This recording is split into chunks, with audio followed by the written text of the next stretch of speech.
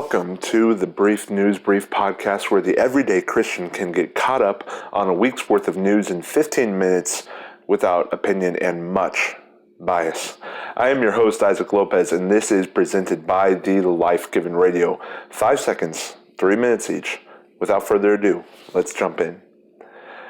President Biden has been on quite a roll with signing reportedly 50 executive orders. This most recent one, this one we're reporting on, mandates that federal contractors are required to pay a minimum of $15 per hour to employees. More than 20,000 National Guard troops were sent to D.C. in response to the Capitol riot. Upon hearing reports that thousands had been quote-unquote banished to a parking lot, 4 governors have since recalled their troops home. These 4 are governors Chris Sununu, Rob DeSantis, Greg Abbott of Texas, and Greg Gianforte of Montana. Chuck Schumer announced that the Trump impeachment trial is set to begin the week of February the 8th. A recent report said that on that note, Chief Justice John Roberts will not be presiding over the President Donald Trump impeachment trial.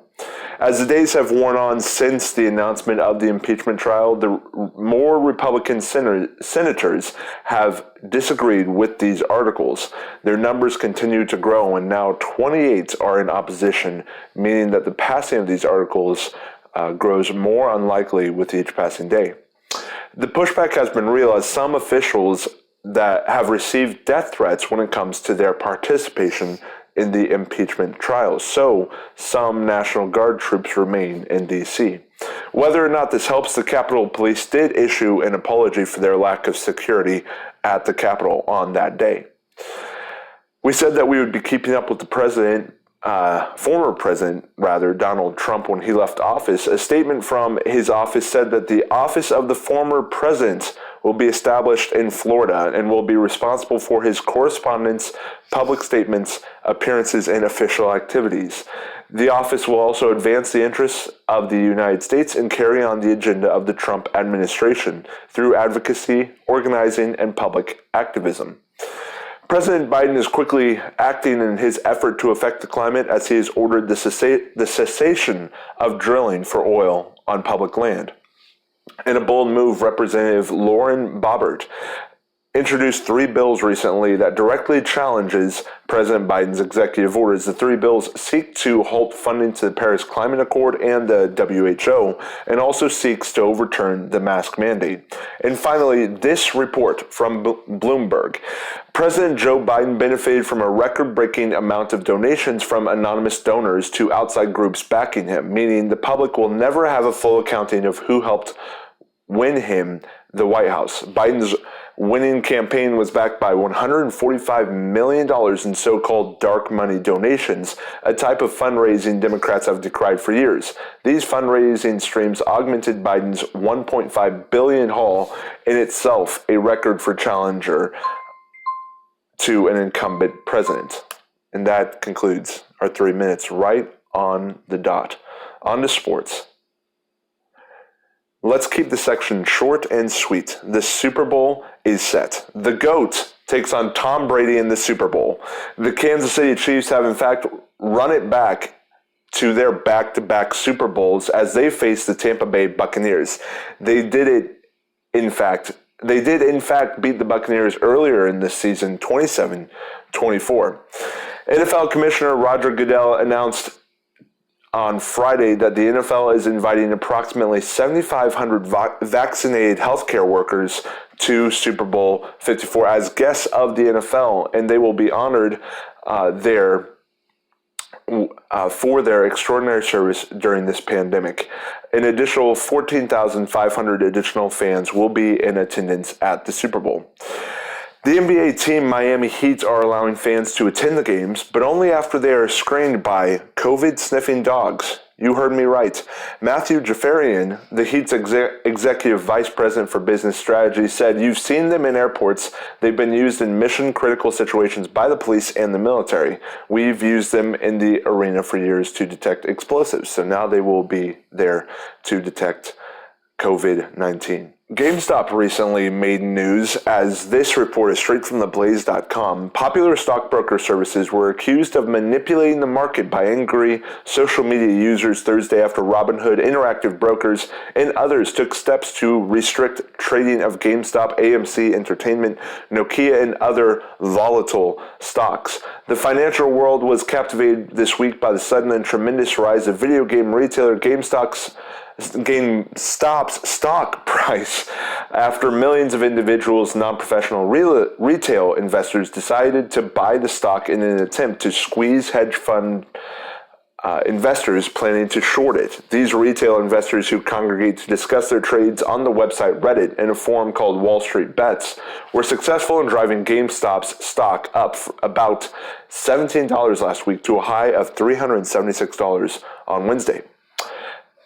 To continue on the NFL note, Deshaun Watson requested a trade out of the dysfunctional organization that is the Houston Texans. The quarterback signed a contract worth $156 million back in 2017. Ron Rivera, coach of the Washington football team, is now reportedly cancer-free. Congratulations, coach. This report directly from ESPN on the Major League Baseball Hall of Fame. For the first time since 1960, the membership of the National Baseball Hall of Fame will remain frozen. No player in the Hall's 2021 Baseball Writers Association of America ballot reached the 75% threshold need for enshrinement in Cooperstown. The results of the voting were announced by Hall of Fame President Tim Meade on MLB Network on Tuesday night. That concludes our sports section. Millions of coronavirus doses are gone. 41 million vaccine doses were distributed to states to battle the coronavirus, but fewer than 22 million have been administered. Meanwhile, some states are reporting that they are experiencing shortages. States have reported back to federal officials that they think many vaccines have been lost in distribution. The question has been raised: where have all of these vaccines gone? Recently, California has lifted its regional ban order that asked its citizens to stay at home if they did not need to execute any essential activities. The state cited that it's seen positive signs about the spread of the coronavirus. Clark County School District in Nevada, the nation's fifth largest school district, wants to reopen as quickly as possible after a rash of student suicides. There were 18 suicides in 9 months following the school's lockdowns, which is double the amount of suicides in the entire previous year, according to the New York Times. Our prayers go out to their families. New York Attorney General Letitia James said that the State Department of Health underreported COVID-19 deaths in nursing homes to the tune of 50%, according to a report released on Wednesday. Data from K through 12 schools that reopened for in-person instruction in the fall show little evidence that schools contributed meaningfully to the spread of COVID-19, per a report from JAMA in the CDC. That concludes our health section, and we will continue on to faith, family, and freedom. President Biden and Vice President Kamala Harris released a statement on the 48th anniversary of the Supreme Court's 1973 decision, January 22nd, saying that they are setting a goal to codify Roe v. Wade within national law. The U.S. Conference of Bishops warns against Biden's actions. Bishop Gomez reportedly criticized Biden for saying, "I must point out that our new president has pledged to pursue certain policies that would advance moral evils and threaten human life and dignity, most seriously in the areas of abortion, contraception, marriage, and gender. These are of great concern." He goes on to say, for the nation's bishops, this continued injustice of abortion remains the preeminent authority. The Archbishop continued to point out. President Biden is a self-avowed Catholic. Google on Friday said it may make its search engine unavailable in Australia if the government carries out a plan for search engines to pay for news content. Prosecutors issued this statement about the Capitol riot U.S. prosecutors, that is, every person who was present without authority in the Capitol on January 6th contributed to the chaos of that day and the danger posed to law enforcement, the Vice President, members of Congress, and the peaceful transfer of power. They intend to charge those who were involved in the riots. On Monday, the Supreme Court tossed 2 cases out that were brought up against President Trump, which accused him of illegally profiting from his presidency. This is a Parler probe update. Republicans on the House Oversight Committee requested that the potential FBI investigation include Facebook and Twitter to see what their involvement was in the planning of the Capitol riots. Facebook may file an antitrust lawsuit against Apple. This from CNET. The information reported Thursday alleging that Apple abused its power through its App Store rules. The social network's potential suit apparently says Apple forces outside developers to stick to rules that its own app does not have to follow. And finally, we will end on a good note with some good news. South Dakota Governor Kristi Noem introduced a bill on Monday that would prevent women in the state from getting an abortion because the fetus was found to have Down syndrome. This straight from a report on Daily Beast. Now, this is straight from an FBI report on behalf of more than 24 partner agencies. Assistant Director in Charge Christy K. Johnson of the FBI's Los Angeles field office announced the results of Operation Lost Angels, an initiative which began on January 11th and recently culminated in the recovery of 33 children. During January, Human Trafficking Awareness Month, the FBI worked with the Los Angeles Police Department, the LA County Sheriff's Department, and more than 24 law enforcement and non-governmental partners to identify, locate, and recover missing children, particularly those who have been or suspected of being sexually exploited and or trafficked. Praise the Lord that these children were recovered.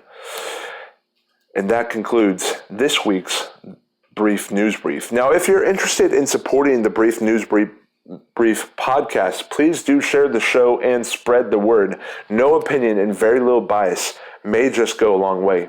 Now, if you enjoy the Brief Newsbrief podcast, you may like the Brief newsletter, which will continue to have reporting like this. Sign up for that in the link below. If you want to drop a tip, email me at thebriefnewsbrief@gmail.com. Also, if you want more reporting from more reporters who share a similar vision as myself, check out TLG News, a site dedicated to reporting in succinct and honest ways. If you're interested in writing for TLG, reach out to me at thelifegivenandreceived@gmail.com. Follow me on the social medias if you want to. I'm on Gab, MeWe, Parler if that ever comes back, Twitter, and Facebook. You can also find the Life Given News on Facebook and Instagram, and you can find the Life Given Radio channel on Instagram as well. In conclusion, remember who the real enemy is. Ephesians 6:12. God bless, and I will speak with you next Friday.